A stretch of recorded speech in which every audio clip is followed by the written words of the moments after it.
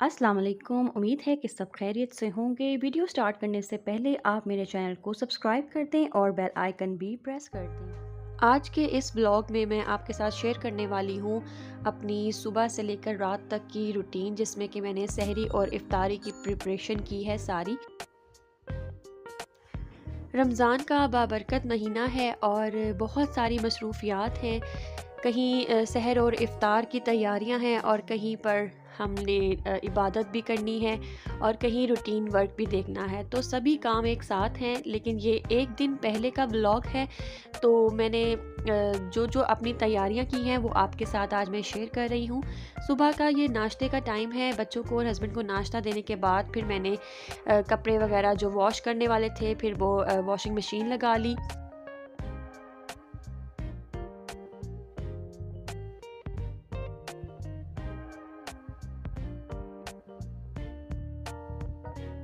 सब लोग इतने मसरूफ़ हैं, कहीं कोई रोल समोसे बना रहा है, तो मैंने सोचा था कि ना मैं टाइम टू टाइम ही फ्रेशली सब चीज़ें बनाऊंगी। बट ऐसा नहीं हो सकता क्योंकि वाकई रूटीन इतनी ज़्यादा टफ़ हो जाती है कि सहरी की तैयारी अभी हम स्टार्ट करते हैं और साथ ही फिर हमने इफ्तार का भी स्टार्ट कर देना होता है काम। तो माशाल्लाह से ये रौनकें हैं इस महीने की, इस बाबरकत महीने की, कि सब मुसलमान इकट्ठे होकर मिलकर बैठ कर इफ्तार करते हैं। और अल्लाह पाक ने सबसे पहले तो हमें शुक्र अदा करना चाहिए कि हमें ये बाबरकत महीना इस साल फिर से मिल गया।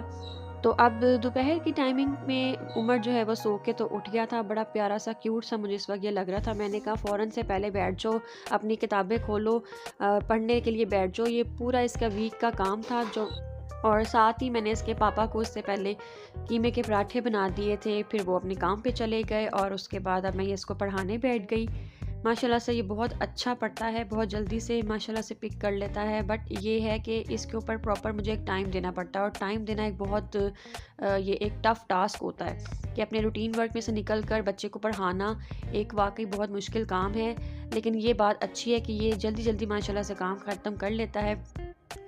अब टाइम तो यहाँ पर फुल भागता जा रहा था, कुछ समझ नहीं आ रही थी।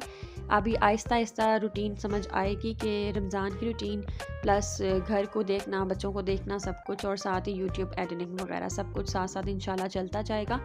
और इबादत को भी टाइम देना होता है पूरा पूरा। और अब मैंने यहाँ पर सारी वेजिटेबल्स कट कर ली हैं। इसकी अलग से जो है डिटेल में रेसिपी आपको मेरे यूट्यूब चैनल पर मिल जाएगी। और ये जो भी मुझे रिक्वायर्ड थी वेजिटेबल्स वो मैंने इन कट कर ली हैं रोल, समोसे और बॉक्स पैटिस के लिए।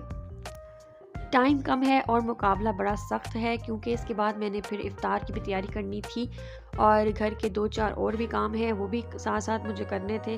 तो अभी यहाँ पर मैंने वेजिटेबल्स कट कर ली हैं। वेजिटेबल्स को आपने जैसी भी शेप देनी हो आप शेप दे सकते हैं। तो मैंने कुछ इस तरह से वेजिटेबल्स कट की हैं, बारीक बारीक सी।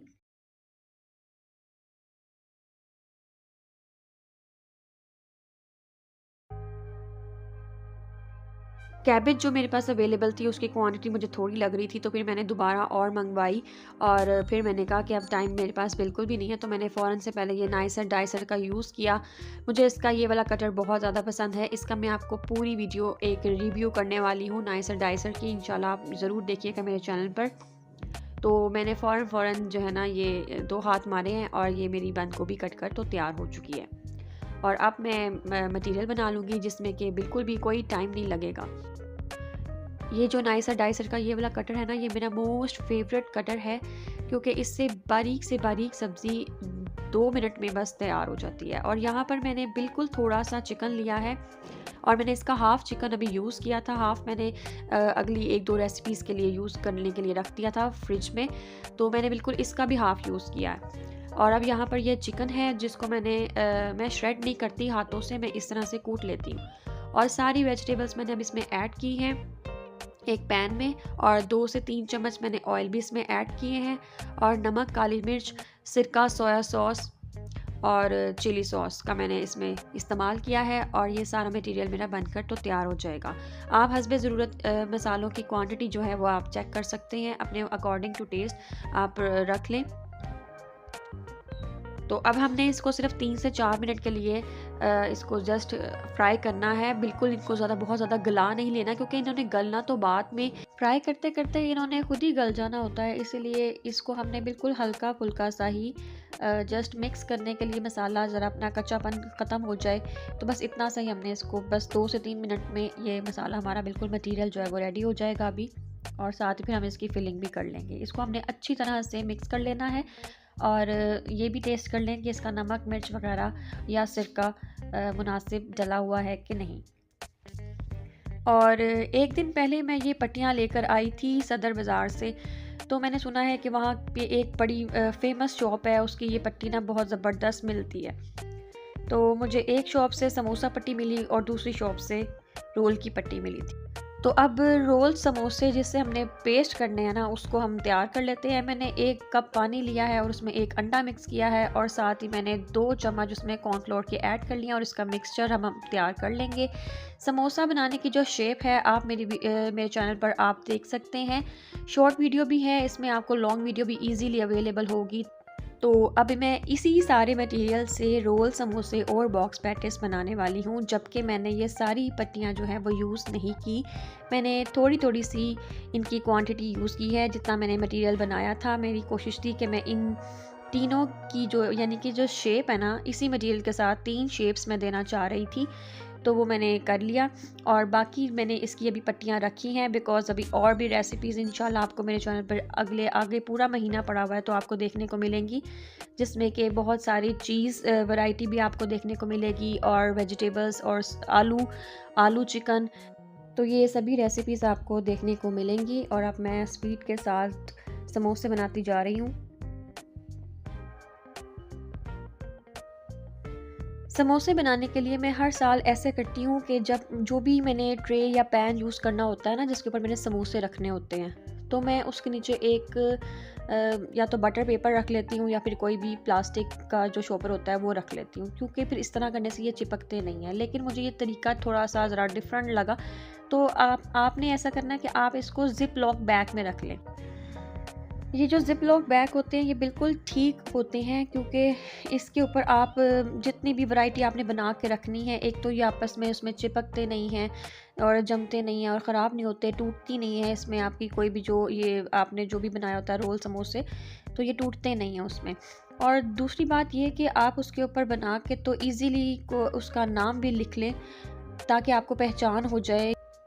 बाकी समोसे तो रेडी हो चुके हैं और साथ साथ बॉक्स पैटिस भी मैं बनाती जा रही हूँ। और अब बारी है रोल बनाने की। तो रोल अगर आपको या इस वीडियो में इजीली समझ नहीं आ रही तो आप मेरी शॉर्ट वीडियोस भी देख सकते हैं, और साथ ही इनकी लॉन्ग व्लॉग्स के साथ डिटेल में वीडियोस भी हैं मेरे चैनल पर, तो आप इजीली वहाँ पर भी जाकर वीडियोस को वॉच कर सकते हैं और सीख सकते हैं कि इनको किस तरह से शेप इनकी मैनेज करनी है, रोल की, समोसे की, एंड सो मैनी वीडियोस अभी कमिंग सून है इंशाल्लाह आपके साथ इस रमज़ान में।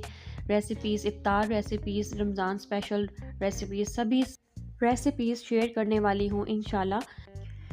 तो मैंने अभी भी ज़िक्र किया था कि मैंने सोचा था कि मैं सब कुछ फ्रेश बनाऊंगी और फ्राई कर लिया करूंगी, लेकिन वाकई टाइम मैनेज करना थोड़ा सा मुश्किल हो रहा है। तो मैंने जो मटेरियल था इससे मैंने 3 शेप्स बनाकर तो फ्रीज़ कर ली हैं। ज़िप लॉक बैग में आप इसको रख सकते हैं और ये फ्रीज़ हो जाता है। 1 मंथ आप इसको टी टाइम स्नैक्स के तौर पर भी यूज़ कर सकते हैं। तो मैंने अभी बिल्कुल मुनासिब सी क्वांटिटी में जस्ट इतने ही रोल बनाए थे और बिल्कुल थोड़े से समोसे और बॉक्स पैटिस बनाए थे, ताकि 1 वीक के हिसाब से ले लें या फिर 10 दिनों के हिसाब से, 1 अशरे के हिसाब से मैंने तो ये बना लिए थे। तो बाकी मेरा था कि मैं इसके अंदर अब मज़ीद कीमा का मटीरियल भी ऐड करूँगी या फिर इसके अंदर कोई आलू चिकन, और इसके अलावा साथ साथ दूसरी वैरायटीज़ भी बननी होती है, पकोड़े भी बनने होते हैं और फ्रूट चाट और चना चाट, सो मैनी इफ्तार वैरायटीज़ होती हैं। तो मैंने ये अब सारा रोल, समोसे और बॉक्स पैटिस बनाकर फ्रीज़र में रख दिए थे। अब मैं यहाँ पर बना रही हूँ कोरमा सहरी के लिए। तो कोरमा बनाने के लिए मैंने प्याज को फ्राई कर लिया है, और प्याज को पहले मैंने ग्राइंड किया था और उसके बाद मैंने इसको 2 से 4 चम्मच ऑयल के अंदर मैंने इसको अच्छी तरह से फ्राई कर लिया था। और उसके बाद मैंने बिल्कुल क्वार्टर चिकन यूज़ किया है, वो 1 चिकन का क्वार्टर पार्ट है ये, और इसको मैंने ये अच्छी तरह वॉश करके तो फ्राई कर लूँगी चिकन को भी जब तक कि ये वाइट नहीं हो जाता। वैसे इसकी डिटेल जो वीडियो है आप मेरे चैनल पर देख सकते हैं, इंशाल्लाह वो भी आपके साथ ज़रूर शेयर करूँगी। और साथ अब मैं इसमें ऐड कर दूँगी मसाले। मैंने जस्ट बेसिक मसाले इसमें ऐड किए हैं, कोई खड़े मसाले और गर्म मसाले कोई ऐड नहीं किए, क्योंकि ये सहरी के लिए हमने खाना था तो सिंपल सा खाना होना चाहिए, ताकि हमें जो स्टमक का जो इशू है या फिर जलन होती है समटाइम, या फिर कोई ऐसे मसालेदार चीज़ें ज़्यादा भी नहीं खानी, क्योंकि इससे ना फिर प्यास भी लगती है। और जो लोग दही का इस्तेमाल करते हैं तो वो तो फिर अच्छी बात है, लस्सी और दही अगर आप सहरी में लेते हैं, लेकिन मेरी आदत है कि मैं मोस्टली दही नहीं भी लेती, लेकिन ये दही ठंडा होता है स्टमक के लिए और आपको लेना चाहिए। अच्छा जी, यहाँ पर मैंने ये जो पानी ऐड किया है ना, ये बेसिकली वही रोल समोसे की जो मैंने चिकन यूज़ किया था उसकी जो यखनी थी ना, वो मैंने इसमें ऐड कर दी, क्योंकि वो ज़ाया तो मुझे नहीं करनी थी। तो मैंने कहा चिकन बन रहा है तो मैंने वो ऐड कर दिया, पानी सादा नहीं डाला, मैंने वही सादी सी जो यखनी थी वो ऐड कर दी। अब यहाँ पर मैंने लहसुन अदरक और टमाटर की जो पेस्ट थी वो भी मैंने ग्राइंड कर की हुई थी, क्योंकि मेरा था कि बस 5 से 10 मिनट में जल्दी से अब खाना बन जाए, क्योंकि सहरी बनाने के लिए जो है ना अब हिम्मत ख़त्म हो रही थी, और साथ साथ फुल सर में दर्द थी, और साथ में मैंने चाय भी रख दी हुई थी। अब यहाँ पे मैंने 3-4 काली मिर्चें और थोड़ा सा कौरमा टेस्ट आने के लिए इसमें 3 से 4 अदद इलायची, छोटी इलायची, सब्ज़ इलायची जो होती है वो भी मैंने इसमें ऐड कर दी है। और अब आपने इसको अच्छी तरह से पका लेना है। 1 कप इसमें मैंने दही ऐड कर दिया था, ताकि इसकी थिक सी जो ग्रेवी है वो बन जाए। अब ये जस्ट पकता रहेगा, और जब तक गलता नहीं है, जब तक ये प्रॉपर्ली कुकड नहीं हो जाता, जूसी और टेंडर नहीं हो जाता, जब तक इसका ऑयल नहीं ऊपर आ जाता, तब तक आपने इसको पकते रहने देना है। और ये ऑलमोस्ट यहाँ पर कुकड हो गया है तकरीबन। तो इसके ऊपर अब मैं गार्निशिंग कर लूँगी, धनिया, अदरक और हरी मिर्चों की, जो भी आप गार्निशिंग में पसंद करते हैं वही आप इसके ऊपर स्प्रेड कर दें।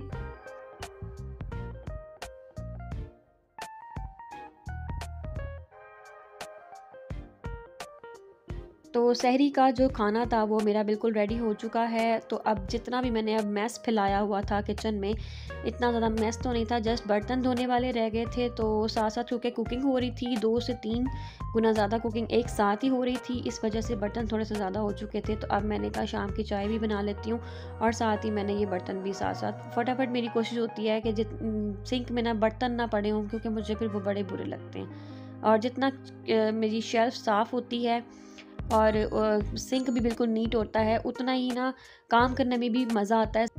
जितना आपका किचन साफ़ होगा उतना ही मज़ा आएगा काम करने में। लेकिन ये चीज़ें अगर आप साथ साथ मेंटेन करते रहते हैं ना, आप साफ़ सफाई करते रहते हैं, सफाई का ख्याल रखते हैं, तो ये चीज़ें आपको थोड़ा सा थका तो ज़रूर देती हैं, क्योंकि ये एक्स्ट्रा काम होता है कि आपको अपना किचन भी नीट करना है, काम को साथ साथ करते भी रहना है।